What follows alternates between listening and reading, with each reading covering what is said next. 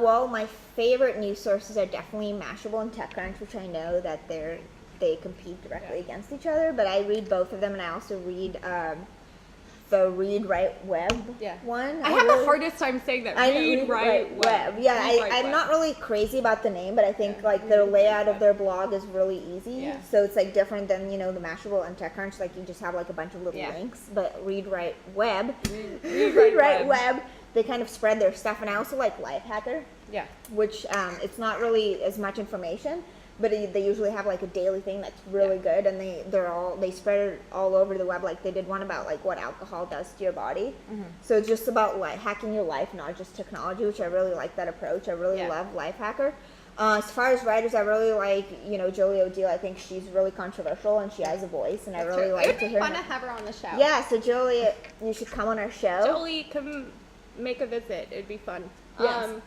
But okay, so who are some of my favorites? I'm sure Ben. Oh, you have to say Ben's your favorite writer. Ben's not my favorite writer. No, I'm just kidding. Love you, Ben. So some of my favorite news sources are definitely TechCrunch. Trying to think. I read the Huffington Post a lot. Yeah, I read the Huffington Post too. Hacker News is amazing.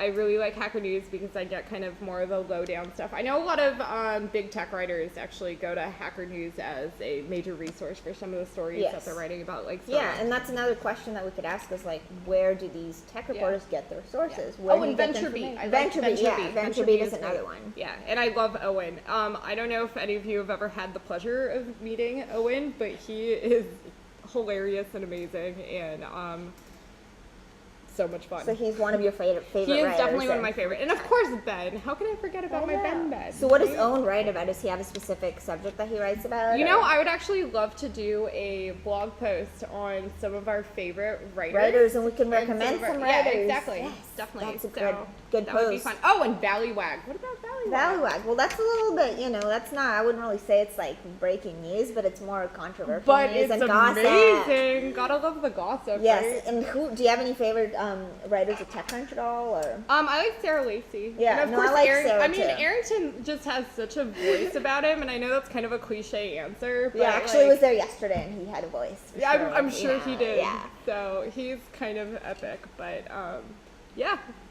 So those are our favorite writers, and what are we going to talk about next? I don't know. What do you want to talk about, Anna? We should do like a box. Let's see.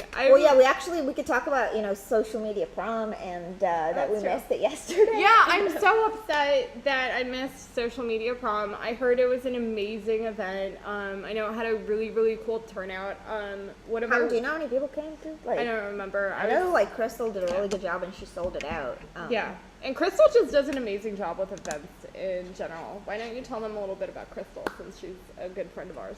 Well, Crystal, she's a rock star. She does some awesome events, and she did the Twestables for the last couple years, and Social Media Prom was her event, and I think she got sponsored by Funny or Die.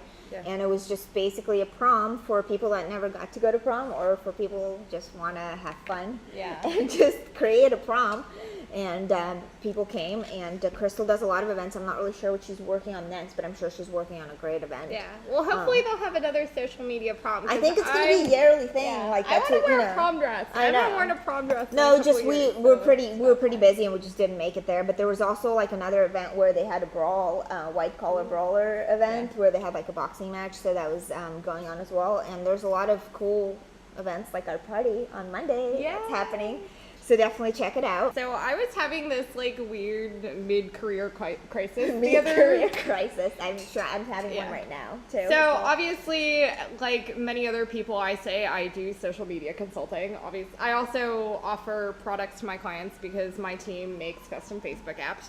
But I have the hardest time sometimes when I have clients approach me about social media consulting, right? And how do you sell that as a skill that you charge for? Because to me personally, because I spend so much time working with Twitter and Facebook, especially in regards to marketing, I find a lot of this stuff like second nature, right? Like it's really not easy for me to write a marketing plan, but it's very like inherent to me. Like I know what I'm doing. It took you a while to get it down, but now you're a rock star writing these plans. Oh, and thank you. It's really, I mean, I think the reason it's hard is because there's like thousands of people on Twitter, thousands of people out there saying, oh, I'm like a social media guru or whatever.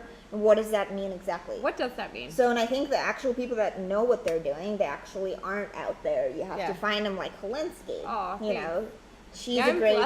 I know she's a social media consultant. I think you can't really call yourself a guru. You have to be more of a consultant, and you have to really talk to the customer, right, and see what they're looking for, because there's like, hundreds of things you can do. And with don't social call media. yourself an expert. I'm not an expert. I just understand the platforms and know how to take a marketing strategy and use it in across the Facebook social web. or Twitter or whatever. Exactly. But there's like thousands of websites you can do different things with. That's why you kind of have to choose what you're going to do. And I'm sure you're still learning on new things and new products that come out every day. Every day. I mean, like, if I don't fail or mess up or learn at least like 20 new things a day, I feel like I'm not growing fast enough. But I guess my point is if you really want to make social media consulting your business, and this is something I have a hard time understanding, is really legitimize yourself, right? So I have a hard time sometimes like realizing that people will actually pay me to do this stuff, because for me it's fun. Yeah, exactly. That was kind of creepy. We said that at the same time. It's not creepy, it's good. It's good creepy. We're on the same page. Yes. But really legitimize yourself. Like, start a blog. Tell people that you know things. Like, give you have to give little tips in your blog. And like, with Geeks Uncensored, we're gonna start writing more. We need to blog more. It's just really hard to get everything done because we do other things as well. But you could start a blog and you could give your tips. Like, you don't want to give everything away, but you could just give little tips, and you could like see hire me to learn more or whatever, if you're looking for the solution or whatever. So it's really, if you want to be an expert, you can't really call yourself an expert, I don't think, but you can be a consultant. Yeah. Actually, this kind of goes back to our original talk about like what makes a reporter, what makes, just a regular blogger. I think it's the same thing with like doing social media marketing. Like, you really have to build a voice for yourself, build a presence. Also, don't always go for the huge clients if you're going to do it. Start small businesses. I mean, that's a huge area where it's underserved. There's not many people actually approaching small businesses because they have small budgets. But you could start with small businesses, and you could build your way up. And you can, if you can do small businesses, there's like thousands of them around. Actually, that's a really good point. I started with a lot of local restaurants like Willow Street Pizza in downtown San Jose, and it was kind of interesting because they didn't really have many fans on Facebook. They had no Twitter account at all. And we were having kind of a hard time trying to figure out how to launch, right? And how to make the biggest impact on launch day. And we very quickly realized that about 20% of their traffic comes from Yelp to their website. So then you go after Yelp. You do a marketing campaign with Yelp. Actually, what we did to raise their Facebook numbers, and this was really, really successful for us, is we actually added a link to their Facebook in their Yelp announcement and said that we're giving away a free appetizer on their Facebook fan page. And who doesn't want a free appetizer? Exactly. And so that actually ended up driving a lot of the traffic from Yelp to their Facebook page, and really built up that Facebook community. So there is a lot you can do with small businesses. That's, if you want to start there, but you really do need to know some things. You can't, and I think experts that's their job, is to be an expert. Yeah. You have to always, if you want to be an expert, then you have to be, that's what you're going to be doing. You're going to be learning about stuff, and then you're going to be speaking about it. You really can't do consulting if you're an expert at all times, because you won't have time, because you have to be like reading everything. You have to be on top of the stuff to be an expert. Next, I think upcoming shows, we're also going to be trying to do a couple other giveaways, so definitely pay attention to that. We're all about hooking you guys up with cool stuff. So yes, and we're going to have some cool guests coming up, and you guys have a great weekend. Bye, guys. Bye.